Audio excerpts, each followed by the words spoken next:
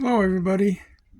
It's Uncle Jim here. I'm sort of in a twilight, but I was about to make a sign and I wanted to show you and bring you along and show you how I go about doing something like that.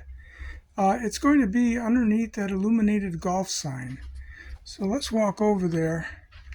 And again, we're in the twilight so that the golf sign becomes illuminated better. That golf sign is made by a company called Miller Engineering.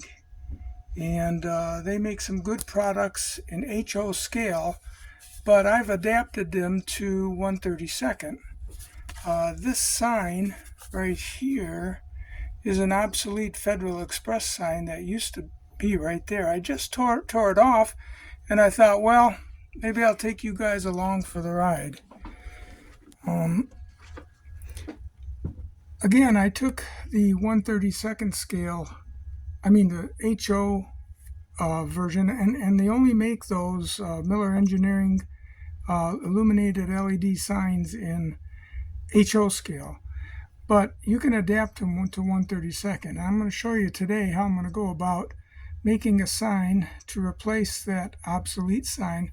Actually, I wanted a golf sign there, so I went to the internet and dug around, found a logo, and then I blew it up and reduced it on my printer until it became 1/32 scale and was able to do the job I want it to do. But I'm going to have to show you how I go about doing that. So for that, we're going to step down off this block here, and I'm going to take you over to the workbench. Allow me a second to set up.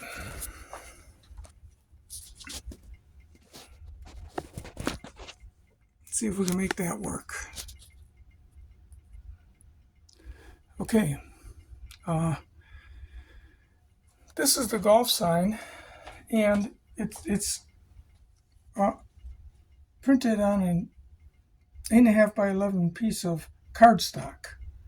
Cardstock is a little bit thicker than regular paper, and you can see here I'm going to turn. I already went through the trouble of cutting it out, but you can see it's from Wikimedia. File golf logo 1960s. You can go into Wikimedia Commons and get free media logos, but it's round, and that's difficult for me.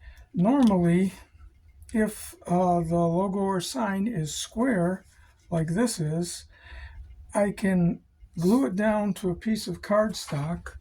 Cardstock is this sort of material right here that they mat posters and paintings on. The problem with, when it's square, it's easy to glue it down and then cut it out. And now I have a rigid sign. This one's a little flimsy because I tore it off. The round signs are a problem because you can work till you're blue in the face to try to get that smooth on top of that cardstock, and it isn't gonna work. So what I do is I take the cardstock, which is flimsy, that I printed it on, and I glue a couple of layers together, and then I can follow that ridge easily with the scissors. So we'll start by doing that right now. I'm going to get the mastic I use. This is Spray Mount Light Adhesive by Scotch.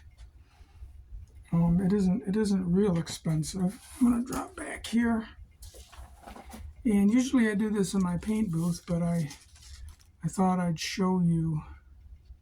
Thought I'd do it here for you. So what I'm going to do is turn this over, and I'm going to spray it. I have a trash can right here you can't see.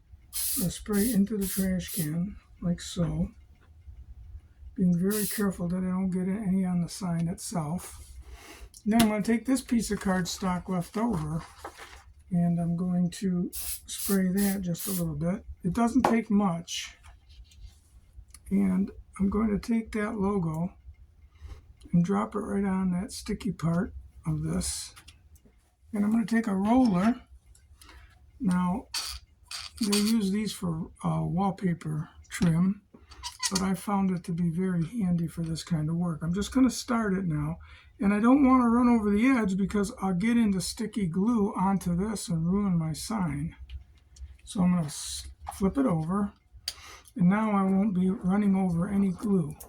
However, it's going to want to tack down a little bit to my mat.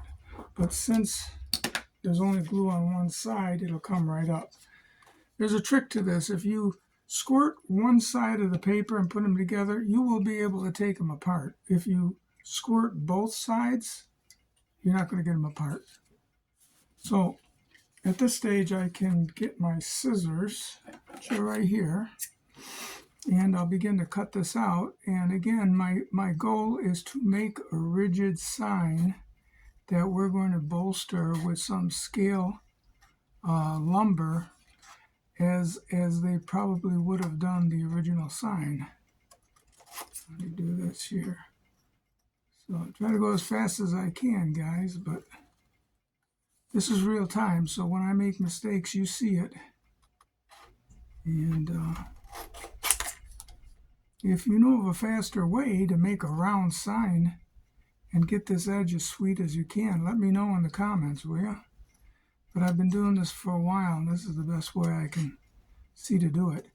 And then I can go back with some paint and paint the edge either white or black, depending on what looks best. Now, almost there. And here we go. Okay, so I now have a stiffer sign, and I think I want to do it again. So I'll take this piece right here, throw these scrap endings away, and let's see if that fits. It does. We can get a stiffer sign, and that's what I'm shooting for here. So I'm going to get my mastic again,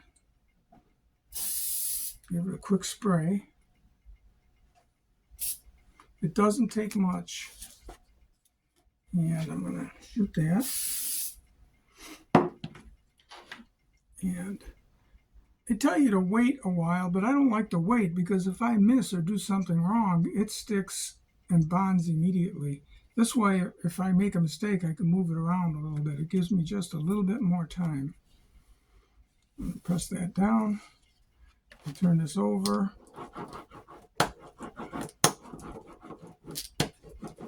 Okay. And now we have the sign that's rigid enough for us to, number one, know it isn't going to warp over time, because we've laminated this paper on the back.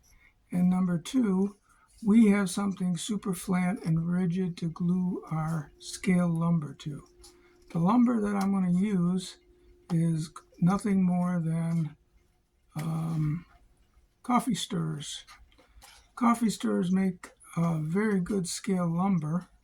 Now, in this case, the coffee stirrers and the details behind the sign won't show because they're way up in the back corner of the layout.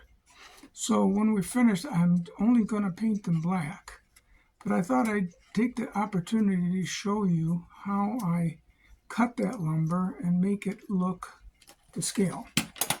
So here's my golf sign, and hopefully you guys can see that.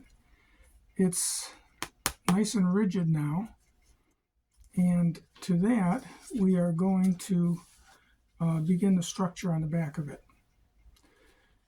So I know that the width of the unit that I'm going to display this on is that wide, and I folded it over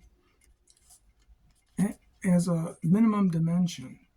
So what I'm going to do is take one of these pieces of wood here, and I'm going to show this to you. This is a gigantic craft stick that I got at the drugstore. I don't know when I bought it or how long I've had it, but it works perfectly for me right here and now. I'm going to show you. That's what it is right there. It's like a big tongue depressor. And I already cut one side and cut it square. I'm going to show you how I go about cutting this. I have a metal jig here that is actually meant to go on your kitchen wall and become something magnetic that you can put notes on. But what I use it for is I take advantage of the fact that it gives me a hard edge that I can cut to. Now, I'm going to go back to this. I know that I need a length of this wood this big. This is going to be my base structure that I'm going to build the sign support from. So I'm going to put that right up against that edge. You can see it's right up against that edge. And I can take a right angle square. Okay. I've got my first strut glued in there. I want to make sure that this circle, I have a line to follow that's true. So I'm going to just draw a line from one end to the other, using this line as a guide and this line as a guide, and the fact that it overlaps this just a little bit, I know that's the middle. I'm going to run that down the middle, and hopefully I got that right. I think we did. So what I'm going to do now is go to my stirring sticks.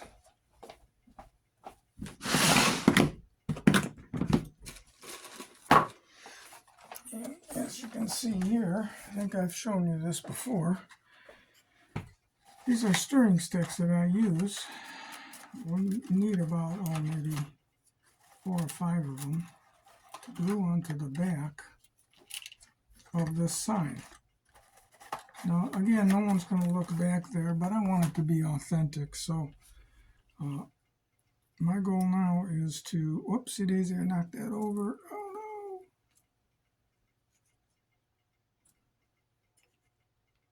Straight.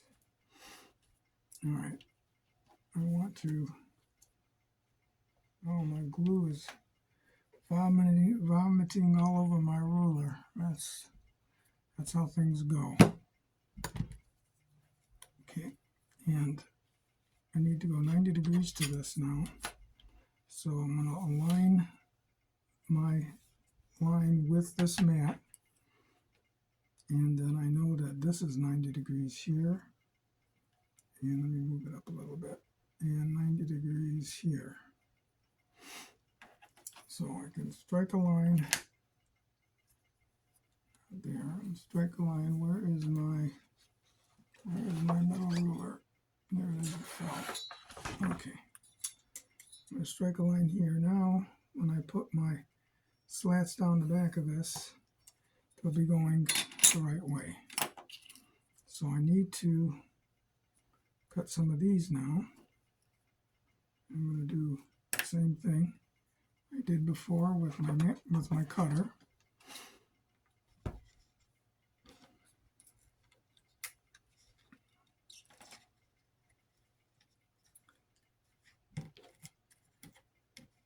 Line that up and cut it. Set that aside.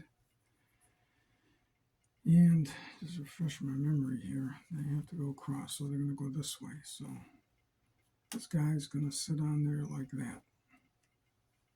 I'm going to glue him on. Pick up some of that glue that I gobbed all over the place. Make sure the ends get glued. And this in place. Okay, that's one. Now I need 2 of these. So I'm going to set this up like this. This up here. Okay, I need 2 of these, so what I'm going to do is put them together, line them up, set up my cutter again, lift that lever up, take out the scrap remainder, put it down, and I'll cut 2 at the same time, I hope. Okay, got it. All right, so these 2 are going to be placed here.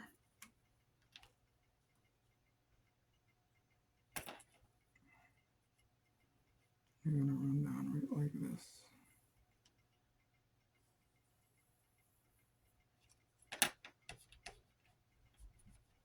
And I'm going to use this to apply the glue.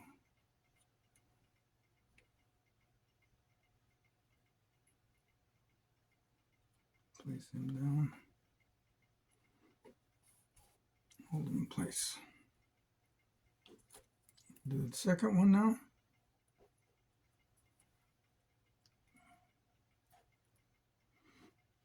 Some guys use straight Elmer's glue.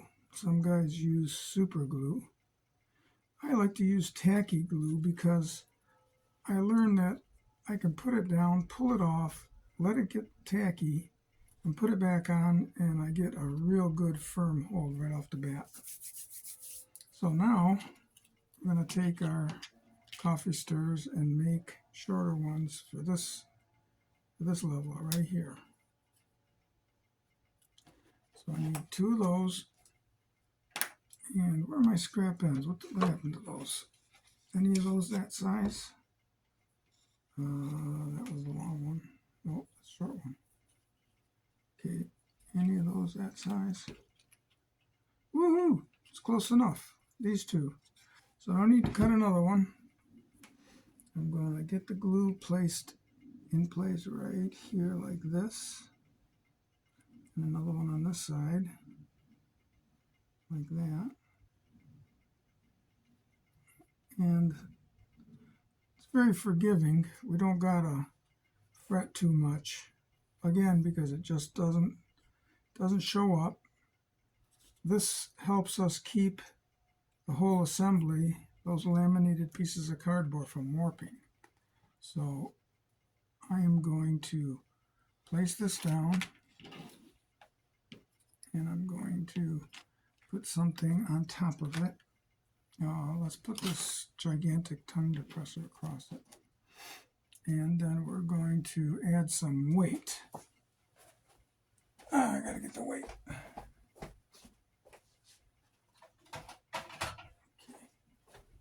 I got these 2 guys right here. Actually, I don't even need that, do I? We can just put this down there. Let that dry. Okay. And again, I use this grid here to keep me going the direction I want to go, which is always square to the world. We need to have a better understanding of where this is going to go. I think what we'll do here, we'll start them and then move them around till they fit the golf sign as well as we can. Don't have to hit a home run with this. Just need to get them as straight as we can.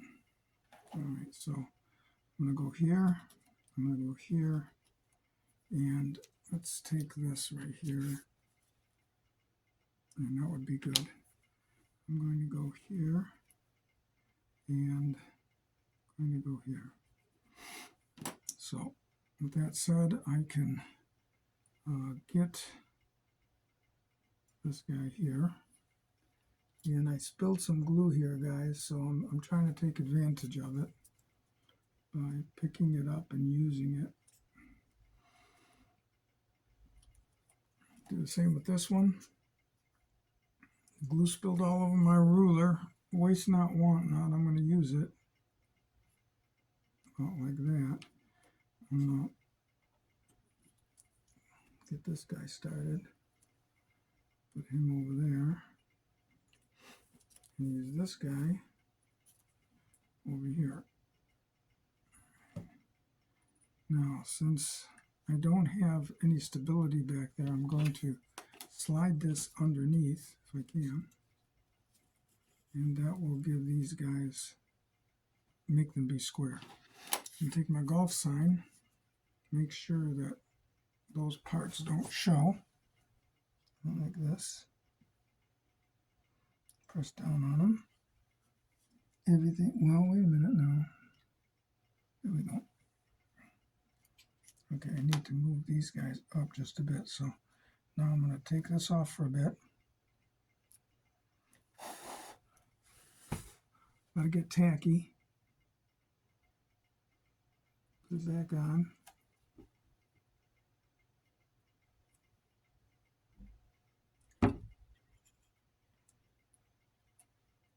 That get tacky.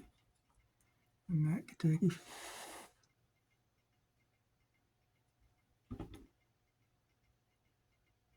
I'll be boring you guys to death, but I thought if I'm going to do this, I'm going to show you the structure of the signs and how I do it. Now, normally I'd glue this right on right now, but I want to paint this assembly down here black because that is going to show. The back of this isn't going to show. If this was a sign that was exposed that we could see from behind it, I would have stained these, painted in flat black, and then give them a wisp of a gray, is what I would have done. Okay, so we're going to run with that. So let me put these weights right on this, like that. And then we'll take this to the spray booth and paint it black and glue the whole assembly together. If you guys have any questions or you can improve upon what I'm doing, I'd appreciate it. Or if you have a place to go on the internet better than what I found to make a sign, let me know in the comments, please. Gus and Ryan would appreciate it.